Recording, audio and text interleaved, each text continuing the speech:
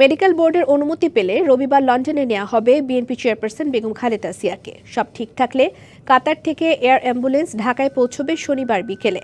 এদিকে খালেদা জিয়ার রোগমুক্তি কামনা করে বাদ জুমা দেশের সকল মসজিদে দোয়া এবং মিলাদ মাহফিল হয়েছে। বিএনপি চেয়ারপারসন বেগম খালেদা জিয়ার সুস্থতা কামনায় ফেনীর ফুলগাজীতে তার পৈতৃক বাড়ির সামনে দক্ষিণ শ্রীপুর জামে মসজিদে বিশেষ মোনাজাত অনুষ্ঠিত হয়েছে। এতে অংশ নেন বিএনপি চেয়ারপারসনের চাচাতো ভাই শামীম হোসেন মজুমদার, জাহিদ হোসেন মজুমদার সহ এলাকাবাসী। পরিবারের সদস্যদের পাশাপাশি স্থানীয়রাও তার দ্রুত সুস্থতা কামনায় দোয়া চান। এদিকে কুড়িগ্রামের সর্দারপাড়া জামে মসজিদে বিশেষ দোয়া মাহফিলে অংশ নেন বিএনপির সিনিয়র যুগ্ম মহাসচিব রুহুল কবির রিজভী। এছাড়া বেগম খালেদা জিয়ার সুস্থতা কামনা করে বগুড়ায় জুমার নামাজ শেষে বিশেষ দোয়া করা হয়।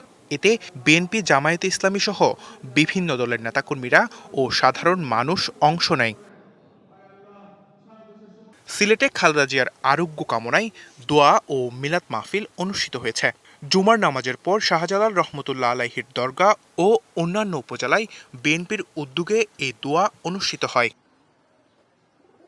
খুলনায় জুমার নামাজ শেষে নগরীর টাউন জামে মসজিদে দোয়া অনুষ্ঠিত হয়।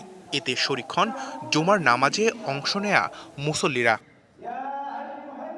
এছাড়া বেগম খালেদা জিয়ার রোগমুক্তি কামনায় বরিশাল, খুলনা, ব্রাহ্মণবাড়িয়া, জামালপুর, চুয়াডাঙ্গা, খাগড়াছড়ি, শরীয়তপুর, সাতক্ষীরা, হবিগঞ্জ, ঠাকুরগাঁও, নেত্রকোনা, বাগেরহাট সহ দেশের বিভিন্ন জায়গায় দোয়া ও মুনাজাত হয়েছে। এসব দোয়া মাহফিলে স্থানীয় বিএনপি, যুবদল, ছাত্রদল, স্বেচ্ছাসেবক দল সহ অঙ্গ ও সহযোগী সংগঠনের নেতাকর্মী ছাড়াও স্থানীয় সাধারণ মানুষেরা অংশ নেয়। সানজিদুল আলম সজীব, ডিবিসি নিউজ ডেস্ক।